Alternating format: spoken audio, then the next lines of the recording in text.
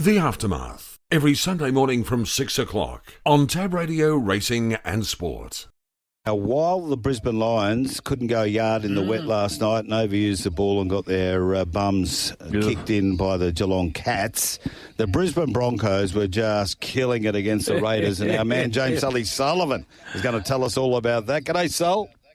Hello, Marty. Hello, Brad. Hello, listeners. I tell you what, boys, I just heard the great man's name mentioned, and he threw out 3 on Friday, and 1 was scratched. The other 2 get up at a nice $11. Mate, make sure you thank Chris Nelson today. Say, well done, Chris. He's very, very good. Does a great play. Mate, he throws them out, Brad, and he's prepared to throw them out. When they get up, get in the queue. It was like getting in the queue last night with the Broncos. 28-0 at half-time they let over the Raiders. And, mate, they just started beautifully. And I tell you what, though, boys, we love sport, and we see a kid. He's 18 years old.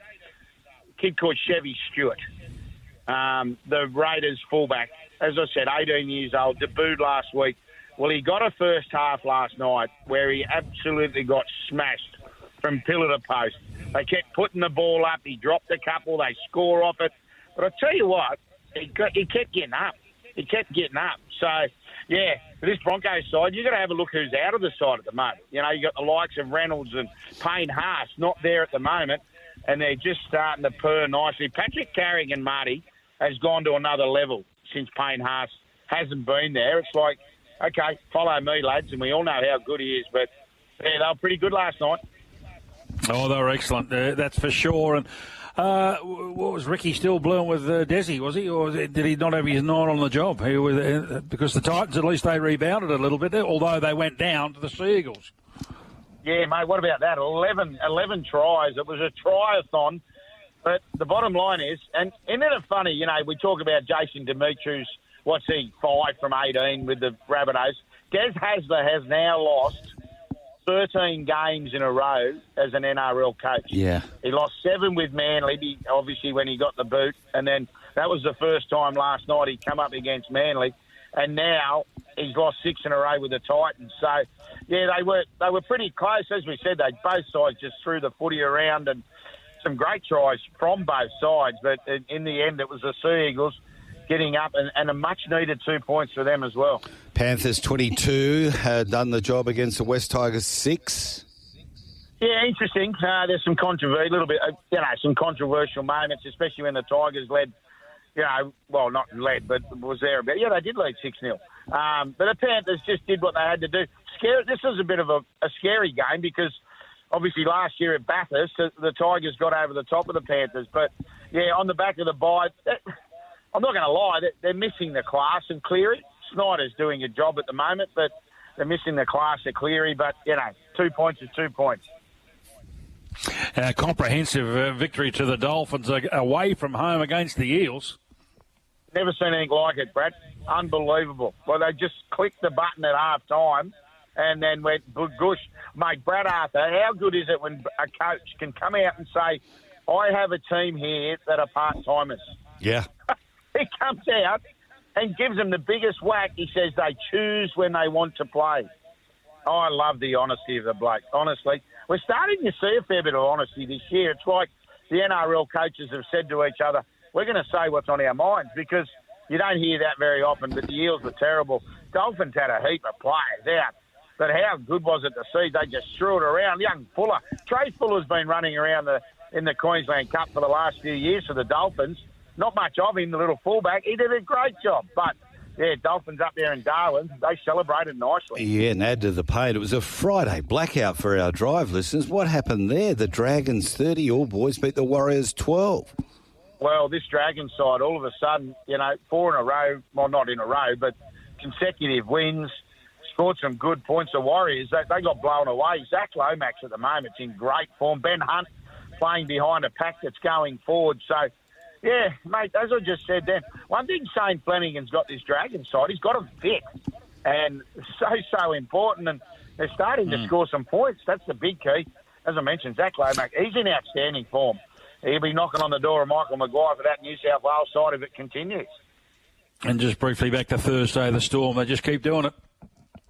Yeah, they did, Brad. And there was a game that could have gone either way. And I said to Marty on Friday with the Drive boys, at the end of the day, they've won their last 3 games with 6 points and under. On Thursday night, 6 points. And then the games before that, 2 points. Very, very important just to keep banking these points up in case you do get a few injuries. And, that's fine. It's just great to see Pappenhausen week in, week out. Brad, you've been on the coalface in Melbourne, and you just want to see this kid play footy, don't you? People talking about Origin, just leave him alone. Let him play club footy. Leave him, just the longer he keeps building and building, we're going to see the best of Pappenhausen.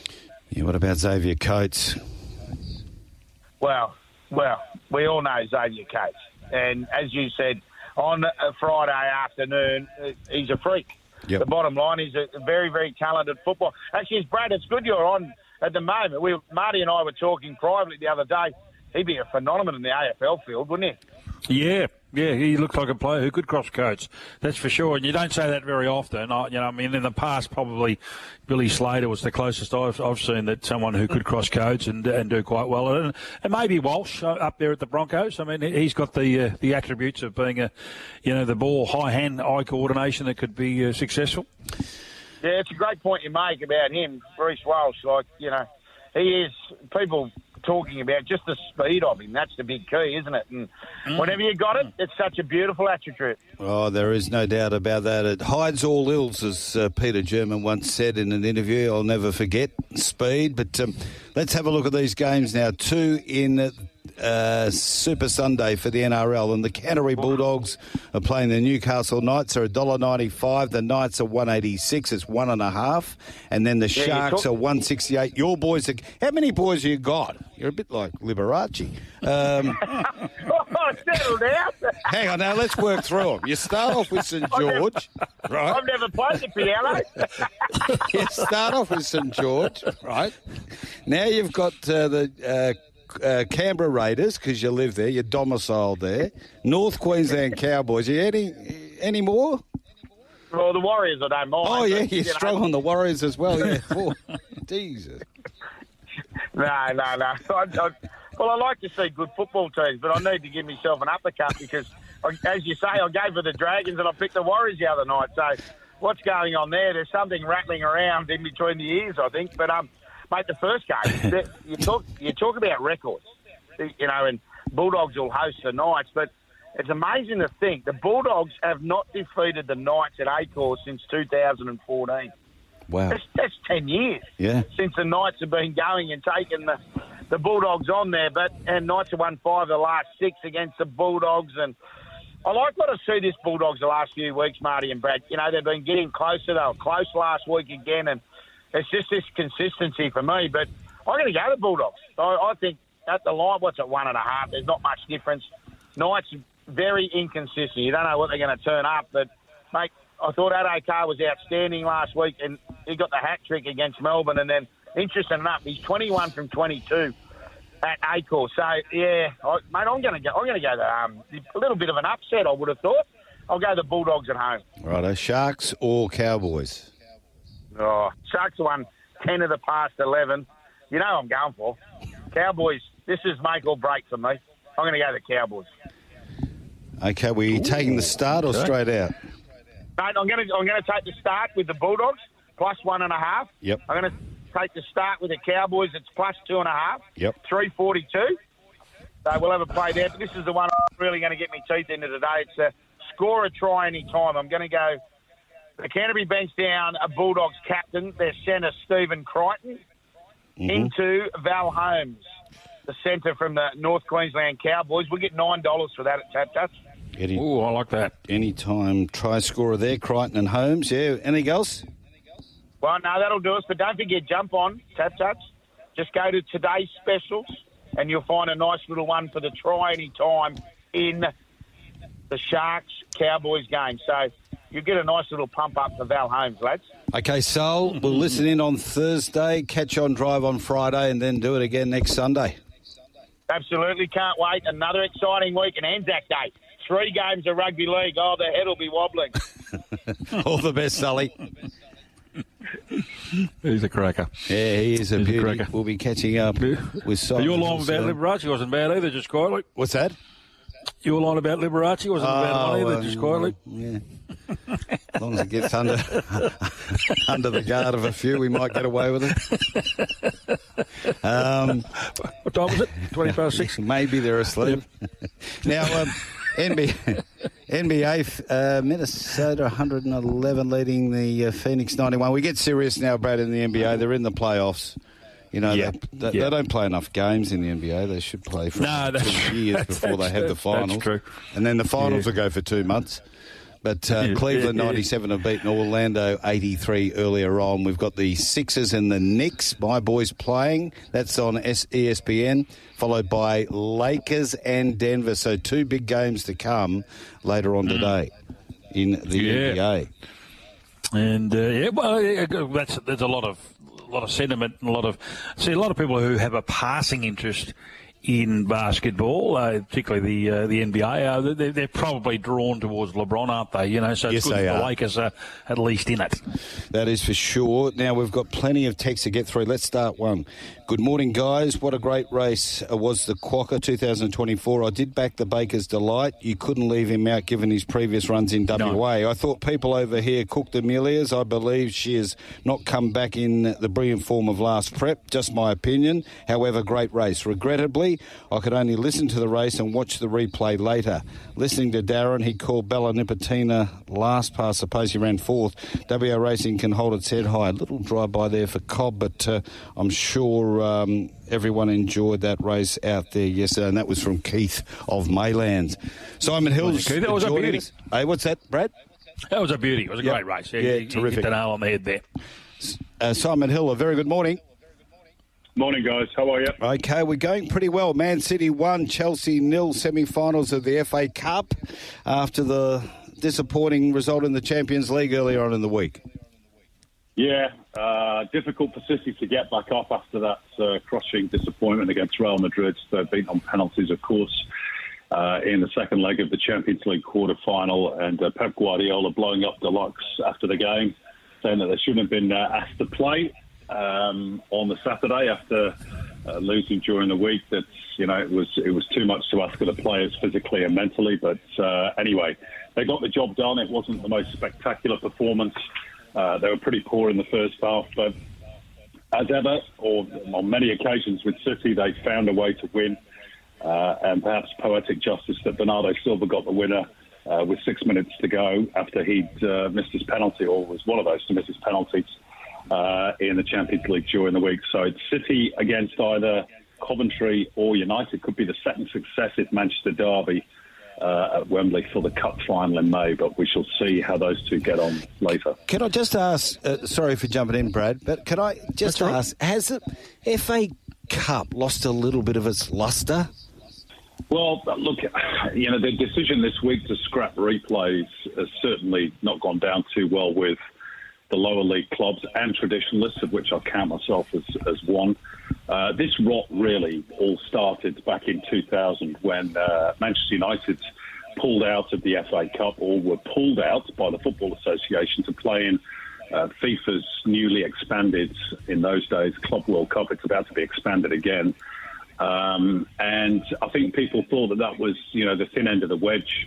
The Premier League clubs in subsequent years have, I wouldn't say treated the earlier rounds with disdain, but they've certainly selected a lot of fringe players for those earlier rounds. And because, of course, the Champions League is about to get a whole lot bigger, which is another conversation entirely, the big clubs are looking at the calendar and saying, well, our players need to rest at some point. The calendar is now too full. And I've got a little bit of sympathy for that view, but you know, the answer really is to go back to UEFA, those big clubs, and say, we don't want a Champions League that's bigger with 10 games in the group stage instead of 6. But of course, they're not going to do that. And guess why, guys? Because it gives them a truckload of cash. Yep. And that's what it's all about. Yep. That sort of cool. That's the priorities, as they say. Simon, good morning to you. And exactly. Well, the EPL, more previews than reviews, but 3 comfortable wins for the away teams this morning: Brentford, Burnley, and Arsenal. Yeah, headlined by the Gunners, who go back to the top of the Premier League.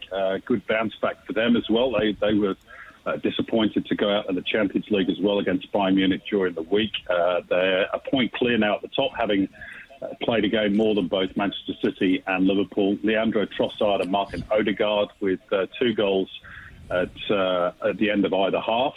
And they've got another big game coming up against Chelsea on Tuesday night, which could apply further pressure on City, because even though it means that Arsenal will play 2 games more, if they go 4 points clear, that can be a bit of a psychological barrier. But a good win for Arsenal, that one. Excellent win for Burnley at Sheffield United, which gives their survival hopes a bit of a boost. Almost certainly sends the Blades down as well. Sheffield United really dominated the first half, but Arjun Muric, the goalkeeper for Burnley, made some great saves, and they capitalised on that. Brun Larsen, Lawrence Assignon with 2 goals to make it 2-0 at half-time. Gustavo Harmer pulled one back, but Lyle Foster and Johan Berg Gudmundsson putting the result beyond doubt. And Burnley now just 3 points off Forest in 17th with just their second win in 16 matches. And Brentford thrashed Luton, a win that effectively means that Brentford are safe, 10 points clear now of the drop zone. 2 goals for Johan Wissa, Ethan Pinnock, Keane Lewis Potter and Kevin Shade with the goals before Luke Berry got a stoppage time consolation for the Hatters, who look increasingly in peril. They've got 4 games left to save themselves. OK, we'll run through these games to come today. So Everton are playing Notts Forest. It's 2:14, 3:40 and 3:45. That's an interesting price, to be honest, because this one for me is almost a banker draw. This is a relegation 6-pointer. 2 clubs have lost points due to the financial irregularities.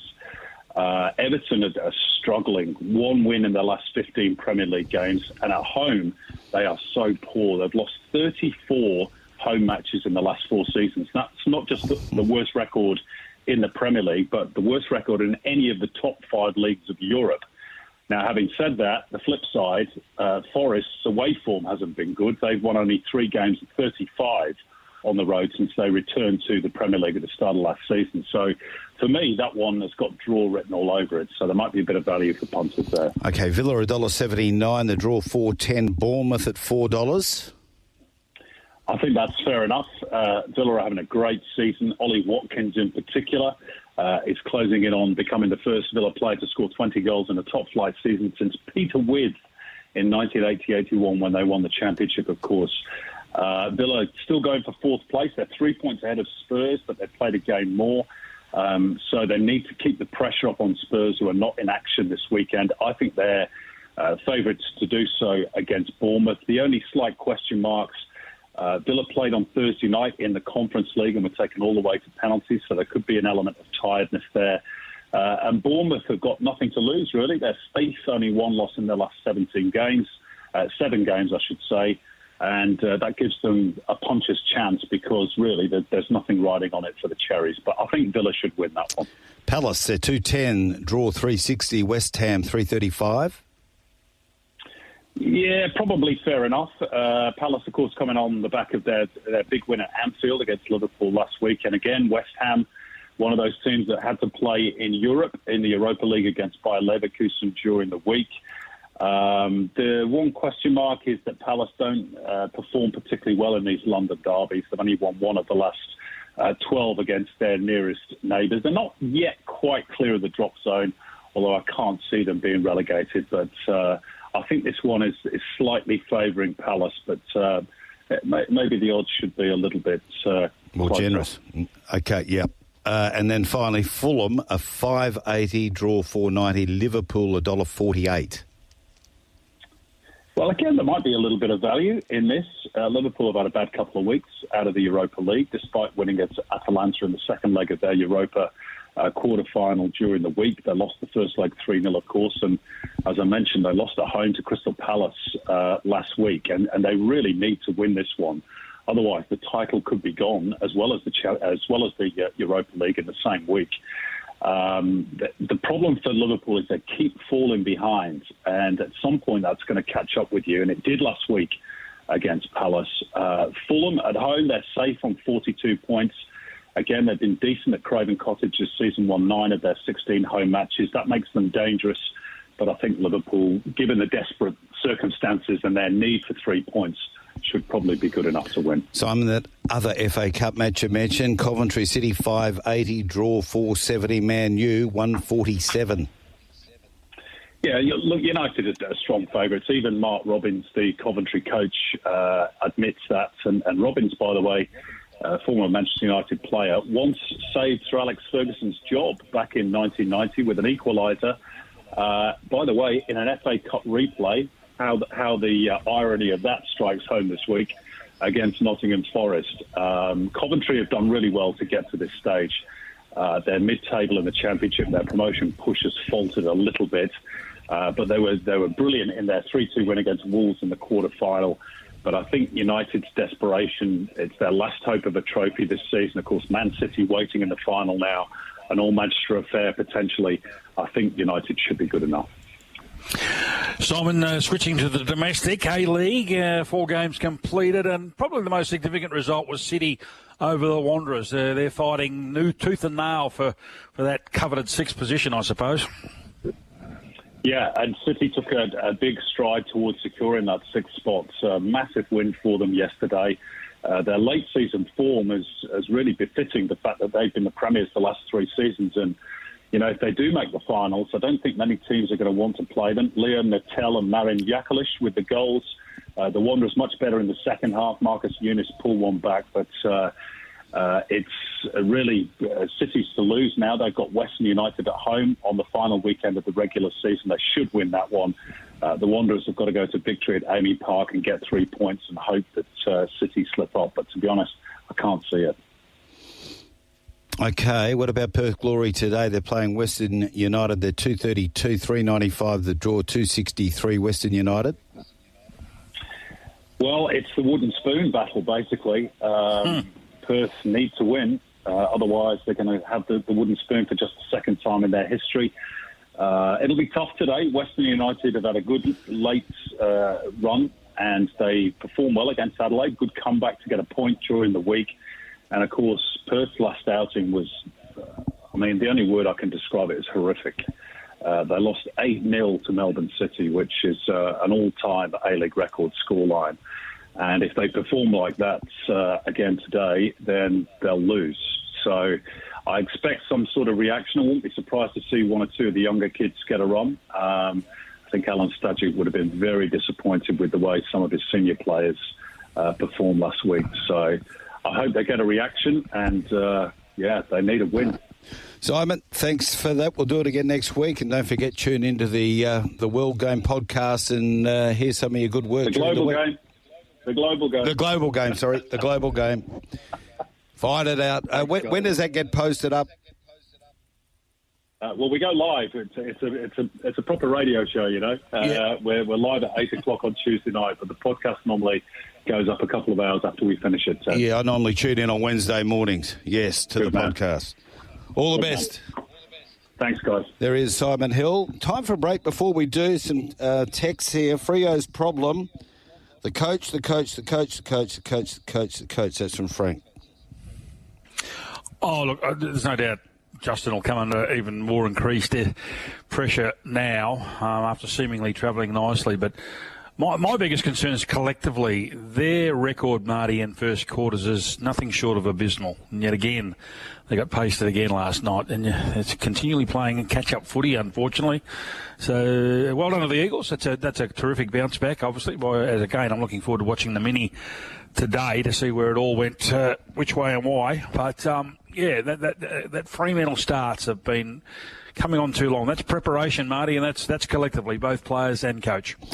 One here from Gary. Hi, guys. You keep saying horses sat wide all the way in 1,200 races at Ascot. There's 700 to first turn. It's hardly a disadvantage. Your response? No, Gary. It's pretty tough to sit wide at Ascot. And it's a beautiful cambered bend, but it's still very difficult to do it, in my opinion. It just depends on the pattern of racing on the day as well. Sometimes there can be a 3-wide lane, and yes, it's okay, but to my eye, it looked like you wanted to be closer to the rail there yesterday, Brad. Yeah, look, I mean, every track's got its nuance, hasn't it? Yep. I mean, the one for Gary, I mean, on the East Coast is Warwick Farm. I mean, up to 1,400, it's only one turn. So you can sit, 3 deep and not really lose too much. But then other tracks there are, you think, oh, yeah, it should be okay, but you're not. It's just clearly there's a distinct advantage if you're not 3 wide. I don't think there's anybody who wants to go out and be 3 wide unless they're in a 3 wide moving line, as you say, with a bit of cover. Hi, Marty and Brad. Brad, rumour has it Homer Adam Simpson has taken his house off the market for the time being and has decided to remain in Perth. That is from Rusty Gates. Yeah. Oh, look, well done and congratulations. The last 3 weeks have been good. You can't deny that. I mean, the way that they've played and lost one, and they won last week, they're opportunistic. And look, I got a little yarn. We'll talk about that afterwards. And I think there's a good high degree of arrogance and complacency about Fremantle coming into the game. And Marty, we always say it. I should have said it to you on Friday when I heard it. But the bottom line is that if you do not show up, if you come up 5% short, you will get whacked. It doesn't matter in this competition. This competition at the moment is brutal. And if you have a bad month like Freo are having at the moment, they've lost their last 3. They dropped down now to 9th with 3 wins. They're only 1 game clear of West Coast. Well, and then we saw a team like Brisbane, for instance, who'd had a shocking start. The last couple of weeks, you thought, they got their clay together. They only beat North Melbourne, but the win down in Melbourne was good against the D's. And you thought, yeah, they're back on track. Well, they lost that track again last night, so they're back in the pack. And then you can look at Collingwood, who had an ordinary start. They're starting to build a little bit, let's face it, and they've had a week off with the bye. So you're right, Marty. If you have a good month, you look like you're right in it. If you have a bad month, you look like you're right out of it. All right, let's talk about a couple of specifics here. First off, the game you covered, Brisbane and Geelong. Now, tell me how lacking of intellectual football intelligence were Brisbane last night? Oh, extremely. And why you say that, Marty, because it did. The rain came down from start to finish, and you have to play wet weather football. And what wet weather football is for the layman is that flat hands. You don't try and mark at one grab. You're not going to do that. So blokes who try to do that, e.g. Pain, they go straight through their thumbs. God. They look like they've never played before. That was some embarrassing moments there. Look, you don't overhandball the ball because of the fact that you're inviting trouble. Brisbane did that. They had about 50 or 60 more handballs than the opposition. And there were some classic cases there until the star, Tom Stewart, went off with concussion. Mm-hmm. Mate, he'd had 10 kicks. No handballs. Yep. Just kicked it. Yep. And that's what you did. Guthrie did the same. Holmes did the same. You have a look at their stats this morning if you get a chance, listeners. All of it was kick, kick, kick, kick. It was a game of yardage. Just Chris Scott would have said, don't care how we get it forward, boot, and just spike it forward from tap out, whatever you need to do, slap it forward, toe poke it, just keep the ball going our way. Brisbane won so much of the ball but overused it. And, mate, they didn't score a goal for the last 50 minutes. Yep. 50 minutes. Unbelievable. Very, very poor. They, as you said, Brad, they got back on the board against North Melbourne. I reckon they got Melbourne at the complete right time to clean them up. They were, gagging for the bye. I know we don't all agree on that, but they were just flat. Then they get it back on there. It surely had to be on their terms. Like, it rains in Brisbane a lot more than Melbourne, doesn't it? Well, I don't. Yeah, they play the ground better than anybody else. But at least they're 0 from 3 this year. Yeah, it was smart. What he did, because Brisbane loved to rush the ball through the corridor, wet or dry. And they can get themselves out of trouble because they can score quickly. They were errant in front of goal. You only have to look at their scoreline of, in the end, 4 goals 13. It was 4 goals 11 at three-quarter time. They butchered a lot of opportunities. But what Chris Scott did, when they were losing a handle on the game there, he went man on man. He took a leaf out of the John Longmire playbook. And they just took the air out of the game for Brisbane for a little while, and they worked their way back into it, and they adapted to the conditions far better. And from my point of view, I think they've got a few issues, Brisbane, and one of them's going to be, leg speed. Again, McCluggage, Neal, Dunkley, those type of players, and they didn't really. I mean, what a week in football can be. Rayner was unbelievable the week before. Looked like he had never played. And I think from that point of view, Geelong just played the wet weather conditions far better, and Brisbane have got a few headaches. I tell you, as a staff of Brisbane, that Jared Berry, he's 6'5", you know. 6'5", and the way he handled the conditions put a lot of his younger, his smaller, lower centre of gravity blokes to shame. But the low centre of gravity players like Holmes and Bruin, Stengel, those type of players were really, really good for the Cats last night. Sunday morning, Tab Radio Racing and Sport is turned on, and you are listening to the dulcet tones of Marty Young and Brad Hardie on the Aftermath. Yeah, yes, and what about Chris Nelson, who joins us as well? Very good morning, Chris. Good morning, Marty. Good morning, Brad. Good morning, Chris. Sully sends his regards and says thank you very much for the double the other day. Anytime, Sully. He's obviously a very nice guy. He's always gives you credit when you get something up, and we got a multi up yesterday, which was good. So well done, Sully. That's very nice. Another one here from Peter off the text line, broken clock. That's what he said. He just said, say to Chris Nelson, broken clock. That's a bit rough. That levels it out, doesn't it? I don't want you getting a big head, Chris. No, that's okay. That's not going to happen. Chris, let's look at Randwick. We'll go in chronological order. Race 3. I mean, the heavy track. Marty and I were discussing what was heavy the week before was a completely different heavy yesterday. It was because the rain. You're talking about that first week of the championships where we had all the rain in the morning, and then it cleared up, and we had lovely sunshine and warm conditions, and the track really, improved quickly, and we had no rain during the day. This was different. The rain came in the morning, and it rained all day long, so it was actually a bog. I think by the time they got through this meeting, we only got 8 races down, but it raced like a really, really bog track. Inside was clearly the better ground against the fence or one off the fence, which is so odd for a wet track. Generally, they all head to the centre of the track these days, wherever you find a wet track. But the inside was like gold yesterday, that's for sure. But I don't know how much we put into the form going forward. Look, there's some good runs, but you have to forgive any horse that didn't perform on the day. So what about the third? It was Connor Sanner and Scarlet Oak, or Chris Waller-Quinella. Yeah, and look, they're both nice types. The Scarlet Oak obviously is from New Zealand, had one start over there, and she won well, and they snapped her up and got her to Australia pretty quickly, and she trialled really well. So I think she'll take a lot of benefit out of that. Conasana, well, they tried her as a staying filly last season or last year, and it didn't work out. So they decided to pull back and keep her to races around 1,400 metres or so, and paid dividends yesterday. She was on the right part of the track, and she was able to sprint away from them late. So whether she goes to Queensland remains to be seen, and same with Scarlet Oak. But I've got a sneaking suspicion we might. But Conasana looks an absolute swimmer to me, that's for sure. The pattern appeared early to be close to the rail as you possibly could, as you said, and Kintyre took that to the nth degree, and protest, second versus first, upheld in this one. Yeah, and look, not like the protest we had up here a few weeks ago. I can see the merit in this one. Obviously, they got very, very tight near the line, and Jamie Carr was well within her rights to protest against Tim Clark. There was nothing between them on the line, basically an eyelash. So that is the sort of protest you can say, well, that's fair enough. The stewards made their decision, and I think that Kintyre would have won had that not have happened, and fair enough too.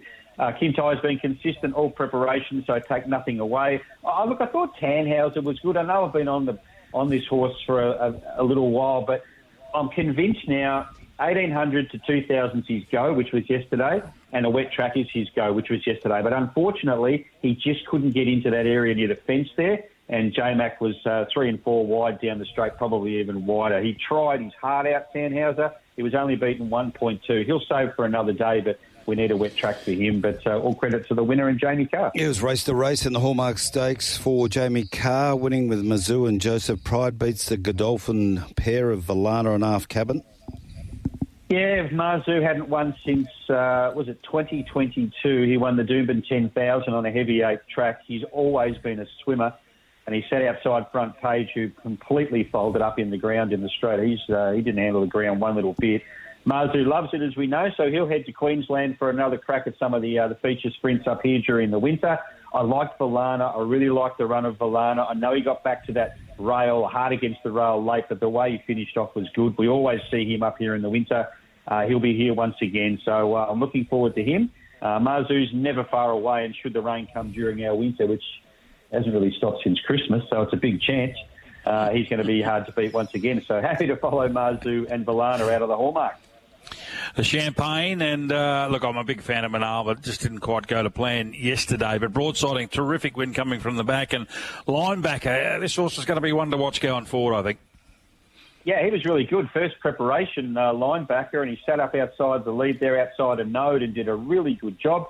Couldn't quite hold broadsiding late, but broadsiding put the writing on the wall last week. That win at Randwick last week looked really good to the eye, and he's backed that up. He ran home over the top of linebacker in the heavy conditions, so that was a good win. I think both of those two are worth following when we head towards the spring. I don't think we'll see either of them again this campaign. As you said, Brad Manal didn't handle it.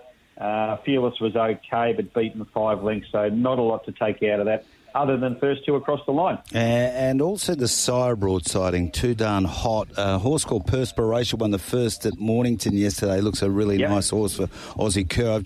Just talking to Will Bourne over the weekend from Kiramar Racing, and they're very keen on these Too Darn Hots. So I think you might want to start following them a bit. I've just written it down, Marty. Taking your advice straight away. Good idea. All-age stakes, Group 1. Grahame Begg, he'll be on the program too in the second hour. Magic Time. Too good in the all-age at Group 1 level. Was it 40 years ago that his father trained the winner of the all-age, being Emancipation, the great mare? Yes. Loved her. Yeah, Loved her. Yeah. Yeah, 40 years ago, and now he's trained the winner of the race as well, which is fantastic for him, fantastic for the family. And look, Magic Time's another one, absolute swimmer. I was able to run home over the top of Amenable at a price at $51, but a good win because Magic Time was out on the probably not the preferred ground, but obviously with these horses that absolutely swim, it doesn't matter where they are, good ground or bad, they still are superior to their rivals that don't handle it. Sunshine in Paris did not handle it.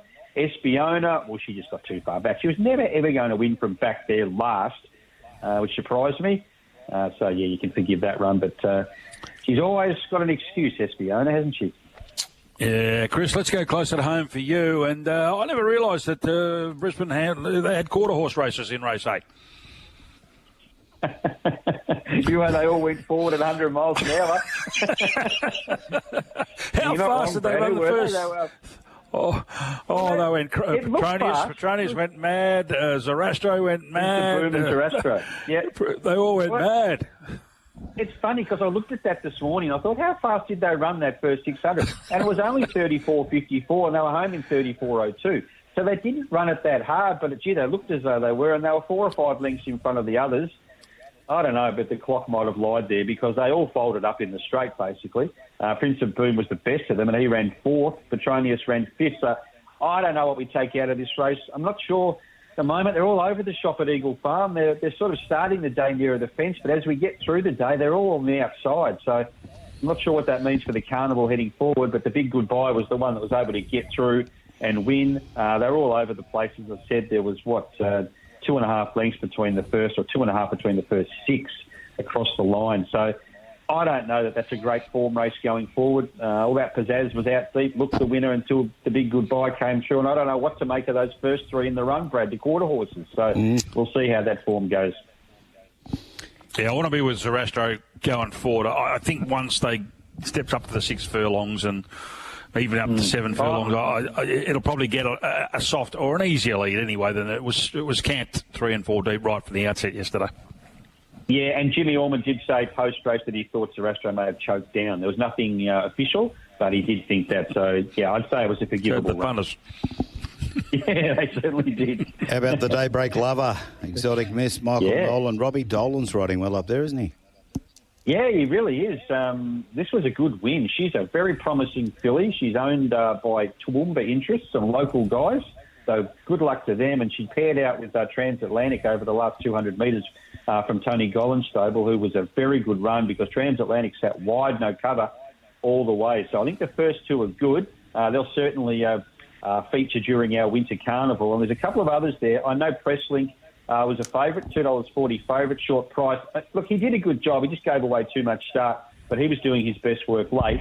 And the Victorian Visitor, easy done. Well, you can't win races from way back there. John Allen just gave it no chance, really. but did make some ground in the straight. Those two horses, Press Link and Easy Done, look out for them in the Guineas over 1,600 metres in 2 weeks' time. I think they'll be well suited there.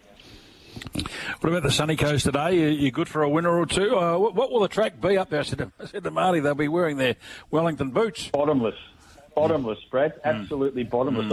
I thought they might change it to the poly track. It's still raining at the moment. It's 17 degrees outside. It was a little bit cool for Queensland, I can tell you, as you would know. I'll give you a couple, but I haven't got a lot of confidence. Race 5, number 4, Island Magic, is a swimmer from Tony Gollan's stable. She loves the mud. And just one, throw at the stumps, well into double figures, race 7, number 9, Flash Prince.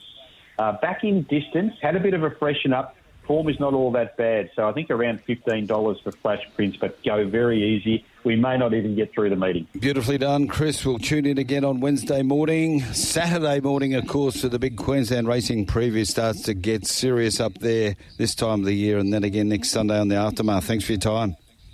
Look forward to it, guys. Have a great Sunday. He's a beauty, Chris Nelson. Never stops finding winners. 2 minutes away from 7 o'clock, Brad. That text line's been buzzing along on 0427 789 571. I just wish I could get this new phone going. Here we go. Okay, so Bluey, he was dirty on the fact that Tab Touch didn't bet on the Alan Glendenning medal last night. So we'll talk to the boys in wagering. One by Elliot Yo, yep. Yeah, well done to Elliot. It was pretty tight between him and this young man, form, Harley Reid. Wowee, isn't he a player? And Jake Waterman, he was the other one. They were the three that dominated the betting there. And then Bluey's come back. Hi, guys. Here is Michael Walters injured 2 poor games in a row for him. He's a barometer for Freo. Is he due for a week off? Rest him up next week, Brett. Oh, yeah. Look, I think Bluey's on the money there. It's actually 3 weeks in a row. He hasn't been sided for the last 3 weeks, and neither are Fremantle. Yeah, well, at some point, they've got, but who's knocking down? Maybe that young Cooper comes in with a bit of leg speed, but Switkowski out injured, but doesn't kick a lot of goals. They've got to find that crumbing forward. I mean, it's probably accentuated the trade with the young fella going to Collingwood. That's Schultz. It's really unfortunate. And Amos going off very early in the game. Concussion, yeah. They've lost in that instance. I mean, they've lost Schultz full time, but Amos, their leading goal scorer last year, out of the game within 7 minutes. The Aftermath, every Sunday morning from 6 o'clock on Tab Radio Racing and Sport. Playing them more. Hey, Brad, time to talk harness racing now. Let's go back to Friday night. Here's the replay of the Nullarbor. Lavrajo is back last. The leader looks in trouble. Minstrel, he's raced up and taken the lead. Coming after him is Hot and Treacherous. Catch a Wave is out wider. No Run for Never Ending. And just behind them, Jumping Jack Mack, and then Swing Band around the turn. Minstrel in 28.8. Just in front, Hot and Treacherous. Here's Catch a Wave 3 wide. Swing Band is 4 deep in the straight. Minstrel, Catch a Wave on the outside. Minstrel, Catch a Wave. Catch a Wave. Katie Gath has stormed to the front. Catch a Wave in front of Minstrel. Swing Band, Catch a Wave in front, and she's done it. Catch a Wave has won. Minstrel second, a half head away. Third on terrific call there from Richie Bell too on the Nullarbor, and it was Catch a Wave, trained by Andy Gath, who joins us on the Aftermath. Very good morning, Andy. Yeah, good morning, guys. Congratulations. Everything you could say went to plan there. Yeah, and like any big race, everything has to go to plan to be able to win it. And yeah, he's fortunate enough he had the luck, and it was a great drive by Kate, but he's still got to be good enough to get the job done. Andy, Brad Hardie, congratulations, and give Katie a hug for that drive, that's for sure. Love the drone work. I don't know if you've seen the overhead shot, but right from the outset, was it always the plan just to let it find its feet? And there was a lot going on up front. Yeah, obviously a race like that, you do a lot of form and try and sort of dissect what's going to happen, and it was a pretty hard race to work out what was going to happen. So, we decided probably a couple of days before the race that we won't get involved early, and we'll just sort of slot in and get a position, and we thought his best winning chance was probably coming off speed, and that's what eventuated for him. Great training performance, I thought, by giving the horse a start over at Gloucester Park the week before. Yeah, obviously, we don't have sort of like many half-mile tracks back home, and he hasn't raced on one, so we thought with the way the flights worked and got over here, we thought it was, probably suited him to better have a look at the track, and Kate had never driven on the track before, so we got a good intel by racing the week before. Andy, a bit of contro. Obviously, an inquiry still to be held. I think you'll be sleeping peacefully. Yeah, obviously, if Junior trying to push out with Never Ending, watch replay a few times, obviously, not only for that instance, but just relive the moment again. But yeah, I'm sure it's just, a bit of a racing incident. Those things happen. There's probably not much of a gap there, and he's pretty desperate to get out, I'd say, but that will evolve next week. Yeah, we spoke to Adam Hamilton as well regarding the race itself, and there's also the fact that Jumping Jack Mac was coming up underneath Junior as well, so yeah, it'll be decided, I think, April 28th, isn't it, when that's all decided? So, yeah. But it was a brilliant drive from Kate because she held her position outside while all that was going on and then just launched at the best possible time to run down Minstrel, who was very brave.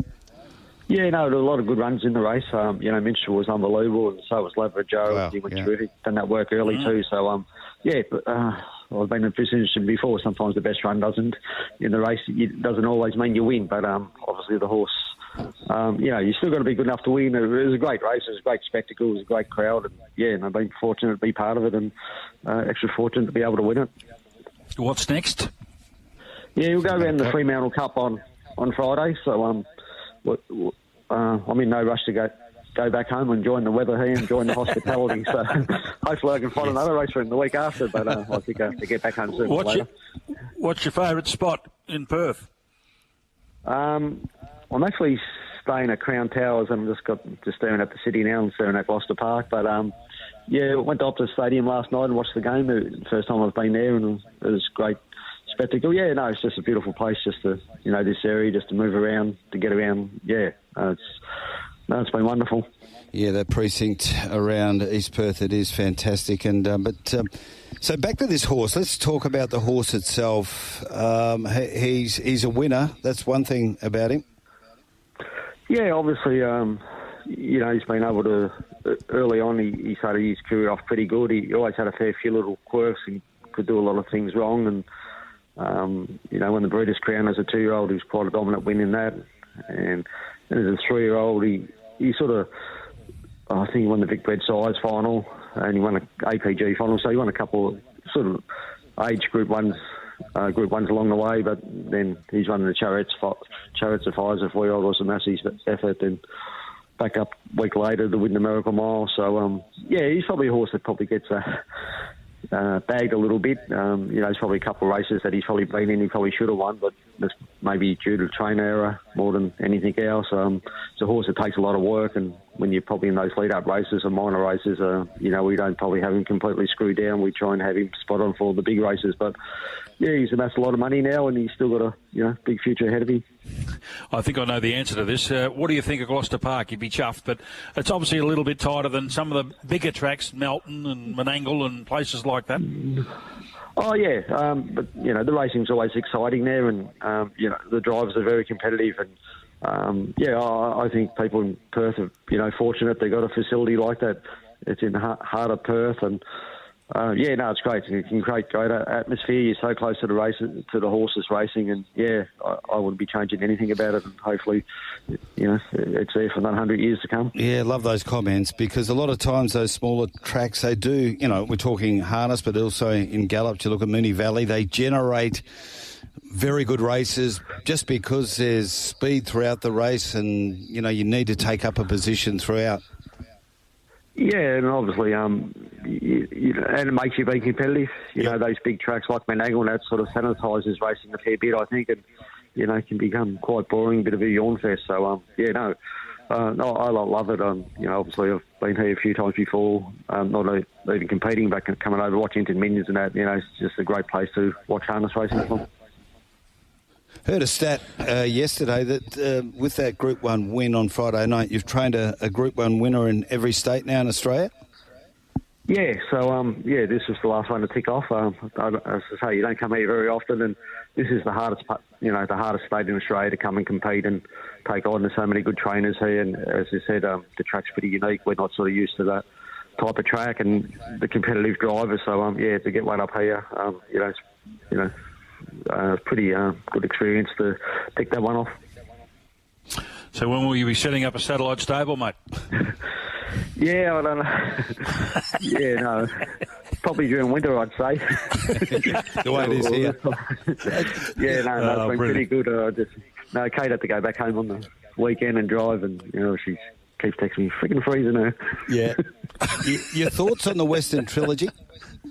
I think it's fantastic. I think to have all the three codes, to have their own, day and everything, and it just brings the whole week together. And anyone else that travel from interstate can come over and, go to the Greyhounds, go to the Trot and go to the Quokka, at Ascot on the Saturday. I think it's fantastic that the whole three codes are celebrated.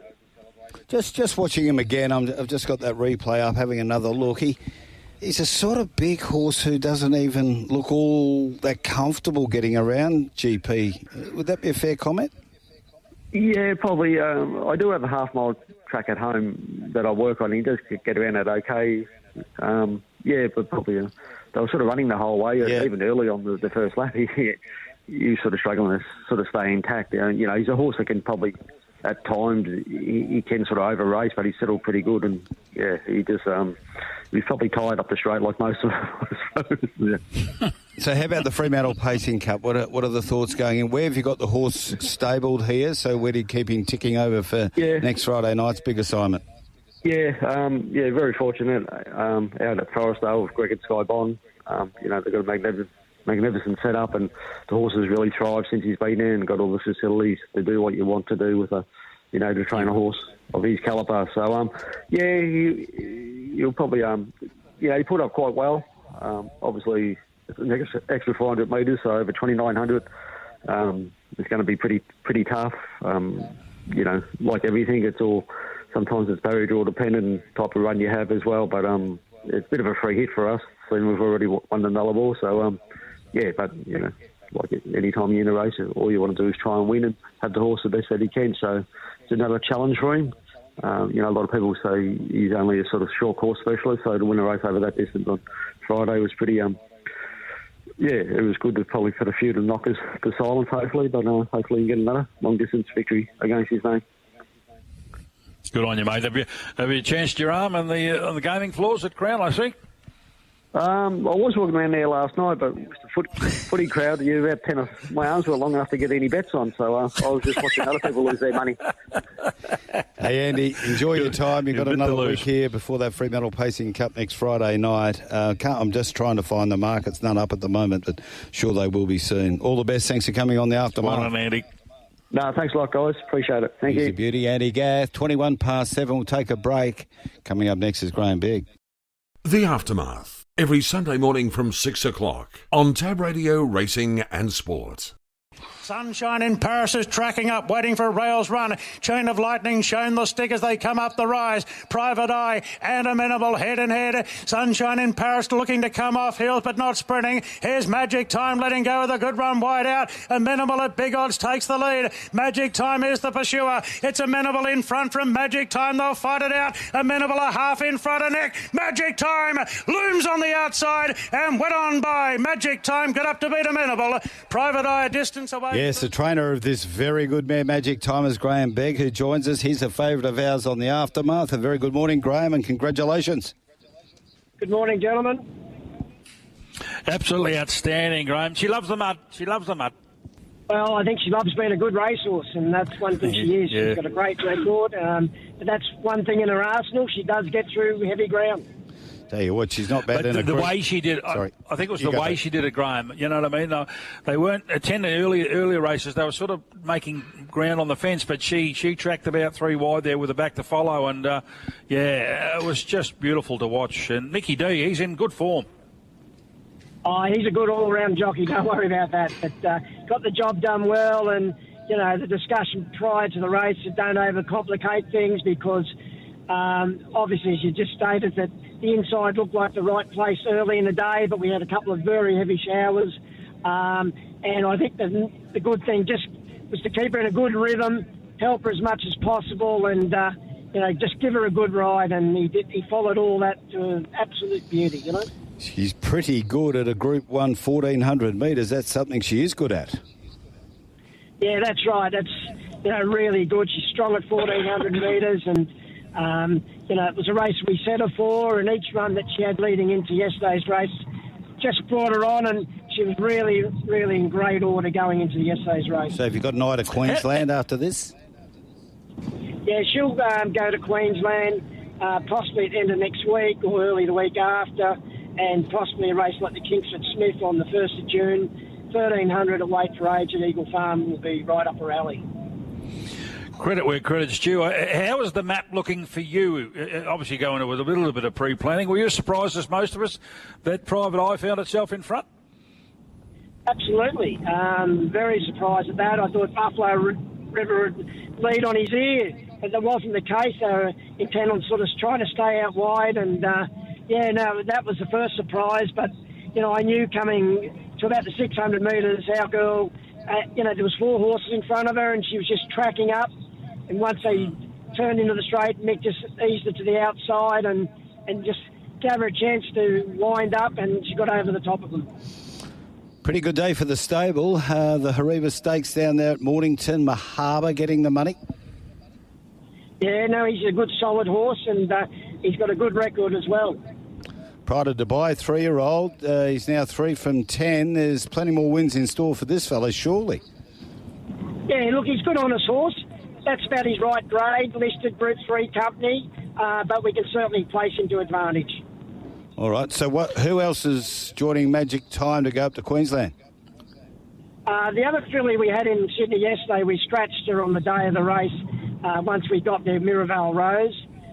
She was favoured in the James Carr, so she's got a dislike for heavy ground, so she'll go to Brisbane and possibly run in the Gold Coast Guineas on the 11th of May, and then go to the Fred Best and then the Gunsin quality. So there's a couple of nice races for her, but she's a good quality filly and she's in good shape. Grahame, I hear that you're in the car. I assume you're back in Melbourne heading to Bendigo. You got a runner in the first, Royal Insignia. How does it go? Yeah, he's a nice horse. He's just still pretty raw. He's just got to get everything right. He's a full brother to Written By, so we like him a lot.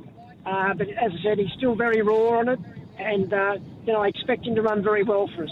Graham, we had Chris Nelson on the program about half an hour ago, and he said it's about 40 years since Emancipation won the All-Age Stakes for Father Neville. That's correct. That's 100% right, and I've had a couple of runners in it myself and a couple of seconds, so it was great to be able to tick the box yesterday. So was it a race that you sort of always had in the back of your mind, one that you'd like to win because of that? Oh, look, they're never easy to win, so any Group 1 weight for age race, we'll take it. Yeah, that is for sure. Wow, the roll call's fantastic, isn't it, Graham? And she's not out of place with any of them, the likes of Trapeze Artist and others in more recent times. That's right, and hopefully we can have some more success going forward with her. All right, Graham, thanks for coming on the Aftermath. Well done. All the best with that runner earlier on today, and continued success. Your stable's in wonderful form. Thanks very much. Geez, that stable of his, it's just amazing strike rate, isn't it? Yeah, brilliant, absolutely brilliant. She's a first class, as you said, racehorse, and it's got the big W next to its name. It loves it, but it's good on top of the ground as well. Very adaptable horse. But Marty, I love the retrospective stuff that you brought up about Emancipation. I'm pretty sure, I'll stand corrected. I'll get on the SMS line if I'm wrong. I reckon the head-to-head between Emancipation and Sir Dapper, back around that time. Yeah. I reckon it was that got people through the gates to come and watch racing. It was just brilliant. She was a wonderful two champion. Yeah, loved it wet too. Yeah, she two champion horses. And Sir Dapper, well, yeah, what a horse he was. So 1984, there it is, Emancipation, wins the All-Age. Yeah, and as you said, an honour roll. Don't get me started on honour rolls. I just wax lyrical. But you look at some of the horses that won this race after Emancipation. You're talking Shaftesbury Avenue. Rough Habit wins it a couple of times. Then you go to All Our Mob, Flying Spur, Hurricane Sky. They're all stallions. Intergaze, Sunline. Oh, amazing. Private Steer. What a good race it's been. Racing to win. Yep. Very sad during the week to lose the great Lonhro, wasn't it? That. Do yourself a favour, folks. If you can Google it up, there's a little bit of a thing on X or Twitter. I'm not on that, but someone sent it to me. And it's Lonhro. I think it might have been the Caulfield Stakes or something like that, 2,000 metres at obviously Caulfield. Australian Cup? And no, it was at Caulfield. At Caulfield over 2,000, and Sunline led Lonhro, and it was taken about 3 years ago, and Lonhro's in the paddock, and they've got an iPad anyway, and they've got the race in front of Lonhro, and the caller's going, and Lonhro comes up to the sun, and his ears were just twitching. Really? He knew it was him they were talking about. Yeah. It was just beautiful, absolutely classic. So if you can Google that up, folks, it's well worth a look, because what a champion he was. Geez, I've got to mention Haylist. He won the All Age in 2011, of course, and Atlantic Jewel. She was a ripper, all too hard. Another stallion, Dissident, won the race as well. Trapeze Artist, as you mentioned, Brad, is at stud. Pirata, Colding, Cascadian, Giga Kick. So only good horses win this race. They don't give It's not a race for the faint-hearted, is it? That is for sure. Absolutely not. That is for sure. On the day after the Quokka and the Western Trilogy has finished, I'd imagine those boys from Ram Racing, they'll be having a Barocca or two. It might just keep going, go through the pain barrier. Yeah, sure. Hey, Marty, look, we've got guests coming up and we've got other things to do, but I want to get your thoughts. I mean, they talk about the Toby tax, Toby Green. That's going to be interesting. Your boy, 2 Metre Peter, he got a month. It's going to be interesting to see how they read that one. I mean, I'm just not sure how he gets out of this one, to be honest. He's gone, isn't he? Turning the body and bracing. It's pretty much exactly the same, isn't it, as 2 Metre Peter. And McInerney back in the Sydney Swans Essendon game a few weeks ago now. But that doesn't look great. And Jesse Hogan. Has he got anything to worry about? Yeah, probably going to get away with a fine, but going to be lucky. I mean, you just don't do that. Just don't raise hands up anywhere near anyone's head. Particularly that time of the match as well. It was all over bar the shouting. In your game last night too, 2 concussions. Big McInerney, he copped a bad one, and Tom Stewart as well. Yeah, well, McInerney was he's 6'20", as you know, so he was going down, and the Geelong player was coming through, and well was his right, to win the ball on a half volley, and his head hit Big O. I call him Crackers Keenan's son, and got him right under the eye, and he was done for the night. So that was no surprise. And Tom Stewart was a very innocuous one where he went up to spoil. And basically rammed up the back of the head of the Brisbane player. So it was his own doing. There was nothing untoward in that one. It was just a football incident. And he was out. He was out by the time he hit the ground. So his was more significant, I thought, than the Big O. But they're both going to be on the 12-day protocol. One here off the text line from Larry. Why do Collingwood continue to own Port? Yeah, well, we spoke about that. We were talking about where we thought Port were at, and the one downside for Kenny's record is because he's got a tremendous win-loss record, and they do sort of figure around September most years than not, including 13 wins in a row last year. They don't beat anybody any good. Yeah. Does that make sense? Yeah, and they're not that great away from home either. No, but, geez, you would have thought, at the 23-minute mark of the first quarter, you would have thought, oh, my God, where are Collingwood at? It's going to be, they're on the crest of disaster. But it was a blink of an eye, Brad. They kicked 11 of 12, but it was just so quick. I was following the scores while, in the hut there doing the live broadcast, and all of a sudden, probably 10 minutes after they were 31 down, they were in front. Well, love him or hate him, Big Charlie, I mean, he's been playing injured, and it takes a good player to man him up, and it just releases a bit of pressure on Marshall and Georgiades, who just aren't there right yet. It's a bit like Ugle-Hagan and Darcy's kid. They're not quite ready without Norton, you know what I mean? So, because they do command the best defender, Dixon, and him not being there yesterday. And it looked like it was going okay. I mean, the midfield was rocketing, and, Butters and Rosie was subdued yesterday. But after half-time, Nick Dacos and others, I mean, Lipinski had a day out with 4 goals, and they really did. And Hoskin Elliott, I mean, he's a bit of I think the coach referred to him as a Swiss knife. You can just play him anywhere, and he does so many different roles. And you and I get absolutely bored, with the, how'd you go today, Marty? Oh, yeah, I just played my role. Well, unfortunately for us, naysayers, that's exactly what the game's all about now. And I saw Parfitt last night. I saw Helston yesterday. These guys are playing roles, and they're doing extremely well, and they're getting recognised by the club and a little bit by the fans and the media, and it'll only increase if they continue to play accordingly. Another one here from Chris. This is and another one on Port, I should say. Why don't they play Rosie, Butters, and Horne-Francis together in the midfield more often? Yeah, look, I mean, it sounds good. I mean, they've been in recent times, future, compared with, the Magnificent Four at Brisbane back in the early 2000s, etc. Look, the beauty of those three guys is, and that's what won them the game against Fremantle. Don't make any mistake about that. They can all go forward. They don't have to come off the ground for a rest. They can all go play high half forward pocket, whereas, Fremantle, Sarong, Brayshaw, to a lesser degree, Fife, they can't go forward. They don't play permanent forward. You know what I mean? Yep. So they come off the ground. If they're going to have a rest, they're off the ground. So that's a bit of a bonus. But, yeah, you'd love to have the three of them.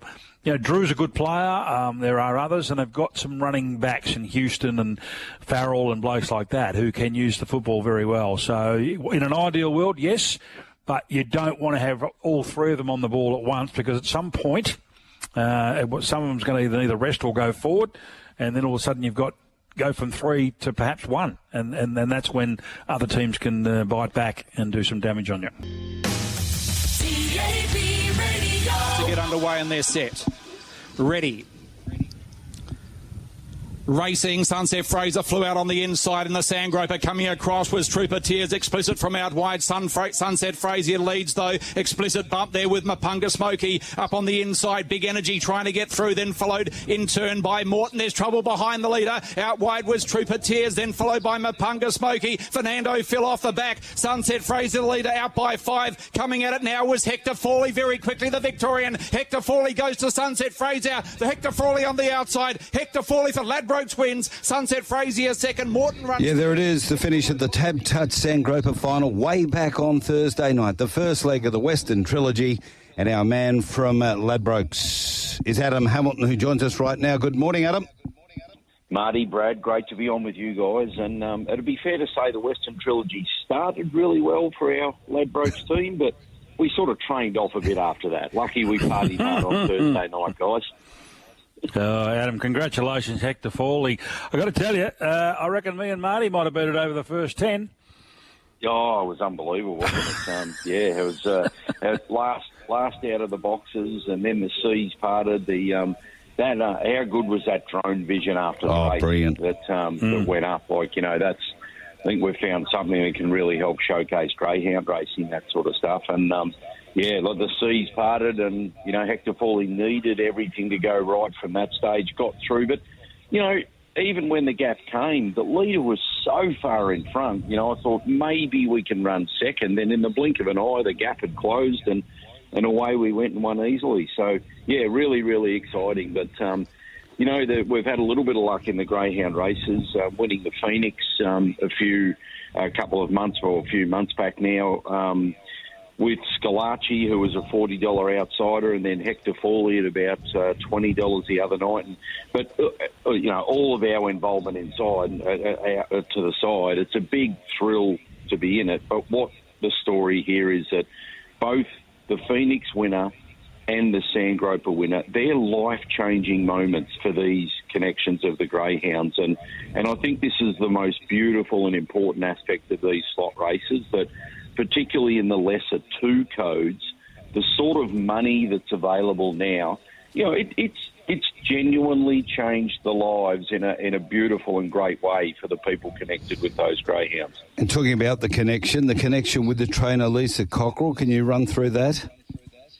Yeah, so the guys back home had have a bit of an involvement with Lisa through a setup we have called the Ladbrokes Racing Club, where, if you're a Ladbrokes customer, you can opt in to be part of the racing club. There's no money involved in it, but it gives you a virtual ownership experience, and Lisa's involved on that level. So we like to support the trainers with our slot choices that are, that are part of that Ladbrokes Racing Club, and that's how that came about.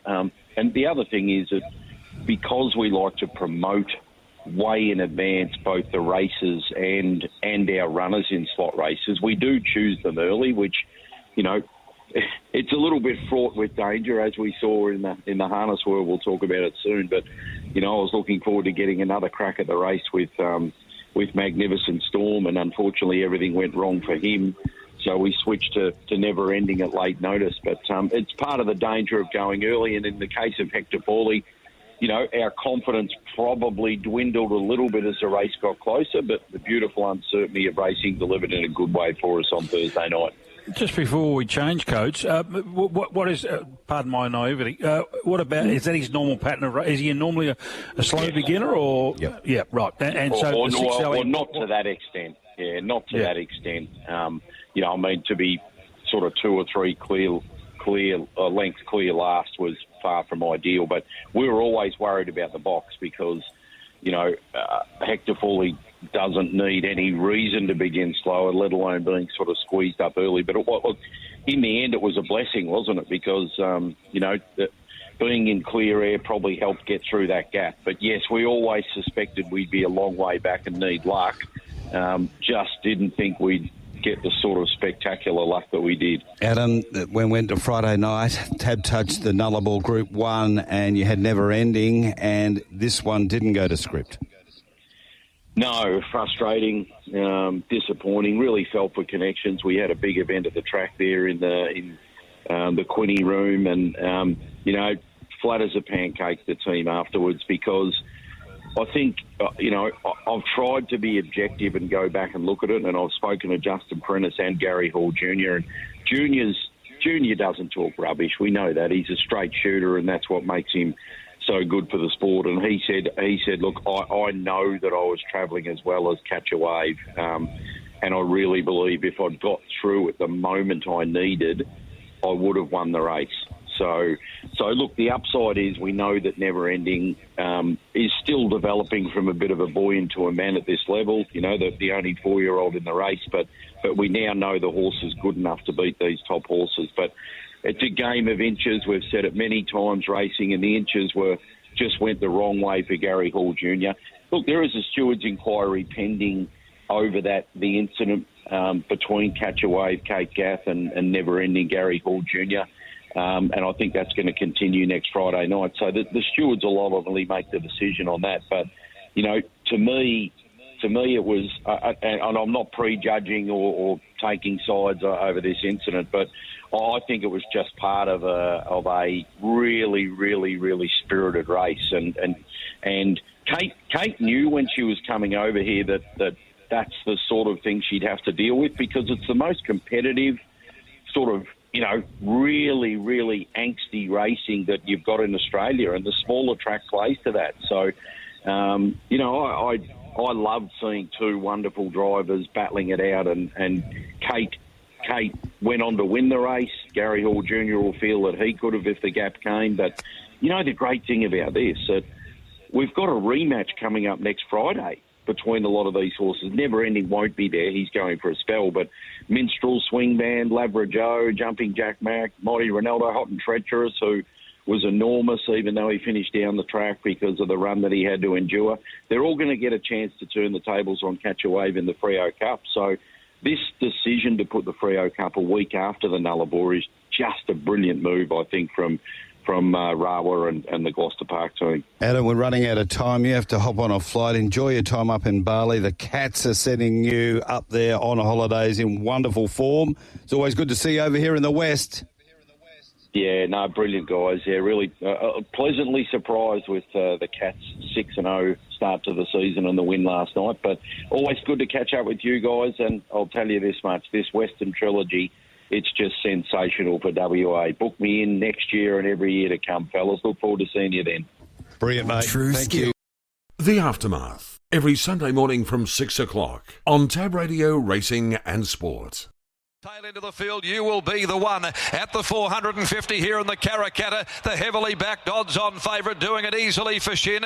He's in cruise mode, coming around the turn, bustling 2 lengths now to find Beautiful Blue Rocket. Earthstorm's in pursuit, followed further back Siren Assault, but bustling by the 200 is well clear. It's bustling by 3 on Earthstorm. It's all bustling. Bustling's pulling away from them. Shin's hardly had to move on Bustling, and Bustling brains them in the Karrakatta. What an effortless win by Bustling from Earthstorm. Blue Rocket to find Beautiful. Well, the trainer Bustling joins us right now. Dan Morton, a very good morning, and wow. Good morning, Marty. And Brad Hardie's over there in Melbourne. Well done, Dan. Good things happen to good people, mate. You're going really well, mate. Good things happen to good people, and you've found another beauty. Yeah, he's a ripper. Very excited about him. It's a Karrakatta plate, for God's sake. You don't do that in a Karrakatta plate, do you? It was an easy watch in the end. Well, look, what has he been showing you on the track at home? And because after his last win in the Perth Stakes, pretty sure we said on Racing Rewind that to win like that is pretty special, and he's done it again in the Karrakatta, this time leading. But has he shown you at home that he's a top liner? Yeah, he has, and he has for a fair while. Even prior to his first trial, we were getting a bit excited about him. And, he obviously got beaten there that one time, but it was still a great effort. But after the Perth Stakes, he really did elevate again work-wise, to the point where I had to contain myself leading into yesterday. I thought, gee, if he steps clean, he just wins. Yeah. Well, he certainly did that. What was the report from, or the comments from Blake Shin? Great to have him on board too. Yeah, excellent. He obviously super professional Blake, and did a lot of homework leading into the race. And we had a good chat there Saturday morning about it. And he, just off what he'd seen so far, he literally couldn't see him getting beat either. He just I think this is just going to be a controlled win. Yeah, what made that decision then that you were going to lead at all costs, because he looked like he was just intent on showing his authority and dominating from the front? Not necessarily lead at all cost. It was, but it was going to be pivotal just to make sure that he got away clean, because if he got crossed too early and then just got himself hemmed away, he wouldn't be able to use his asset, which is his beautiful big stride. So we were keen just to have clear air early, and if something wanted to take the lead off us after that, great. But once he stepped away and landed where he did, I was pretty in good terms with myself, standing on the stairs anyway. Yeah, Dan, when you get a very good one like this, and he is very good, there's no doubt about that, it's easier to map out their future. Have you given that much thought, and do you believe that he'll get out to further? He looks like it with the way he glides across the ground. Yeah, I think he certainly will. Future-wise, I'd never wanted to really aim too far ahead. Obviously, the size is in 2 weeks' time here for him now. That's a natural progression. But, we'll just make sure he comes through good and everything before we rush into any big decisions. Okay, so Neville Duncan and Oakland Park to the fore again with this fellow.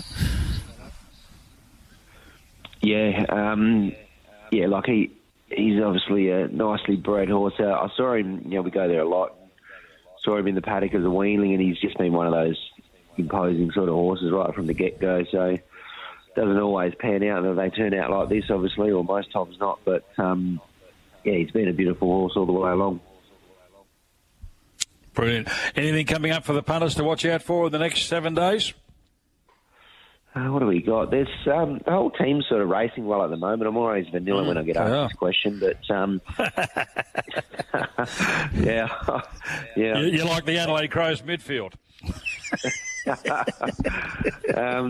The team's sort of going really nicely. So just follow them all each way. Okay, Dan, what about the runners in the Quokka? Saloon Bar, terrific. Super Smink, just caught wide. Yeah, it just didn't work for her. Obviously, we had a bit of a plan early, and Chris just got caught out. And it wasn't Chris's fault at all. We'd drawn 14, but It just didn't work for her, plain and simple. You know, we tried to roll the dice a little bit and squash our way into the field, but just got posted and it just told on her. So she's come through the race fine, so no harm done there. And the other guy was great. He got held up for momentum really momentarily just before straight. I think Pikey got on heels himself and got in our lap a little bit.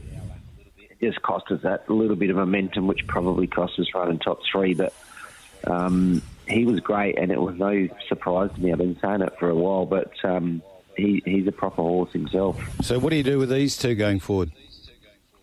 There's a couple of little races sort of, you know, just on the horizon straight away. But they'll be both, you know, carnival horses come the end of the year, hopefully.